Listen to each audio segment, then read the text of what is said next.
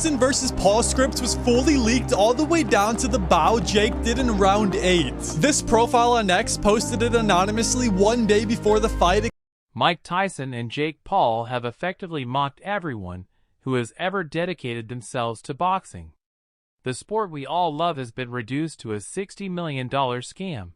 And guess who footed the bill? You, the fans. Some unfortunate souls even shelled out over $1,900 for ringside seats, only to witness what turned out to be a glorified clown show.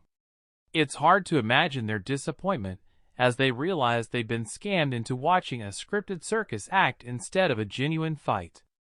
The betrayal is palpable, leaving fans feeling frustrated and cheated out of their hard-earned money. No need to worry. Jake and Mike likely split the loot evenly and are now busy paying off their bills. But what kind of bills justify destroying not just a fight, but an entire legacy? Fans tuned in expecting an epic clash, only to witness what felt like a YouTube parody of a real fight. The spectacle fell flat, leaving the audience disappointed and questioning the hype. All that was missing was Jake vlogging mid-round, proclaiming how he's revolutionizing the game.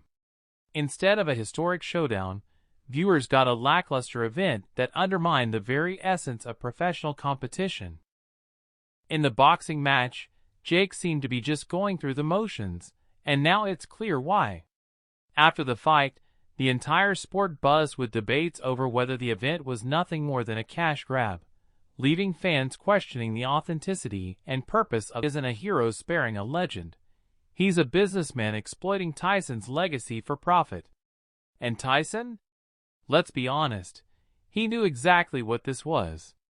He openly admitted to taking the fight just to pay his bills. Jake, you were already widely disliked, but congratulations, you've managed to alienate even your die-hard fans. And Tyson, after a lifetime spent building an iconic reputation, you tarnished it by reducing your legacy to a quick payday spectacle. Boxing hit rock bottom the day Jake Paul, a YouTuber who treats controversy as a skill, defeated Mike Tyson, a true icon of the sport. Let that absurdity sink in. Tyson, once a legend slayer, is now a mere prop in Jake's ego parade. If that's not infuriating, it gets worse. Let's start with the numbers. An insult to boxing's dignity.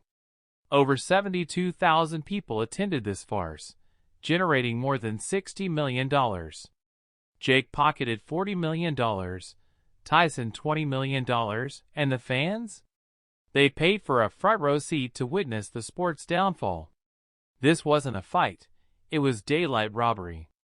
The ultimate insult came days before this circus act, a leaked fight script outlining every detail. Fans dismissed it as a joke, refusing to believe their heroes could be part of a scam. But then the fight happened, and shockingly, every scripted moment unfolded. Tyson's vintage combos gassing out after the first round? Check. It wasn't a fight, it was amateur theater dressed up as boxing, complete with a multi-million-dollar budget. Fans came expecting an epic clash, but instead witnessed a choreographed spectacle that sold out the sport's integrity. Bless their hearts, fans poured their souls and wallets into this debacle. Some paid outrageous pay-per-view fees, while others bet their savings, only to watch their hopes collapse faster than a Tyson uppercut. Even streaming was a disaster, as Netflix's servers crashed under the demand. The fallout? Furious fans filing lawsuits, feeling as undervalued as Jake Paul's boxing credentials. Millions were lost in bets, and the sport of boxing suffered yet another public humiliation. What was marketed as a grand spectacle turned out to be a crushing disappointment, leaving fans betrayed and boxing's reputation more battered than any fighter in the ring. Let's break down the fight, if it even qualifies as one. Round 1 teased fans with glimpses of Tyson's old brilliance, offering a fleeting spark of hope. By round 5, however, the scripted knockout vanished, replaced by Jake winning via decision. No drama, no real fight, just undeniable proof of a con. Boxing legends like Carl Froch didn't hold back, slamming the suspicious no-knockout clause and suggesting Tyson wasn't even allowed to fight properly. Imagine, a man who once dominated the sport now restrained for Jake Paul's ego.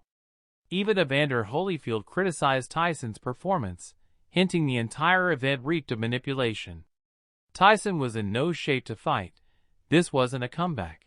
It was a desperate attempt to pay his bills.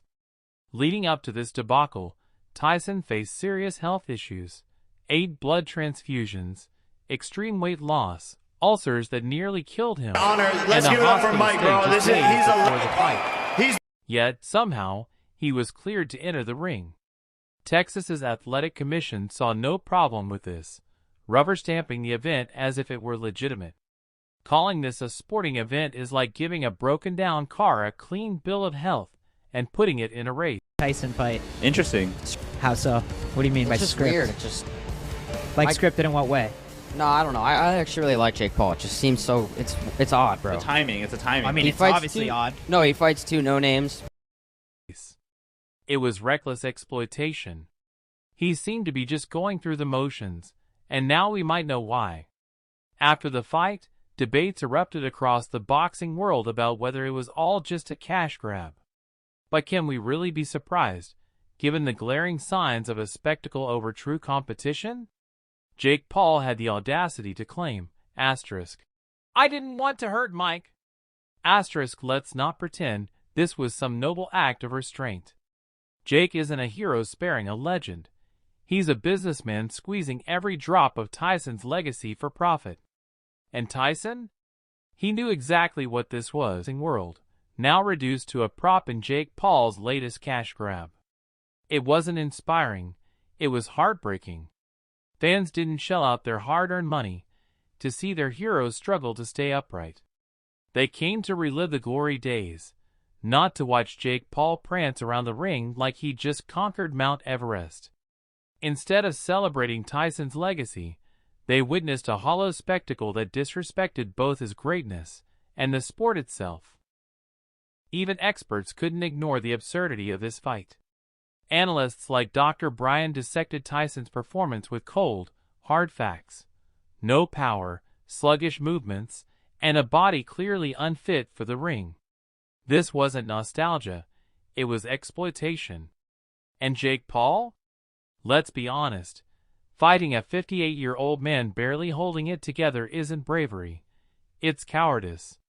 There's no honor in beating up someone old enough to be your dad and parading it as a victory. It wasn't a contest of skill or strength, it was a calculated spectacle designed to profit off Tyson's name, leaving the sport's dignity in tatters. It was a betrayal of Tyson's legacy, the fans' trust, and boxing itself.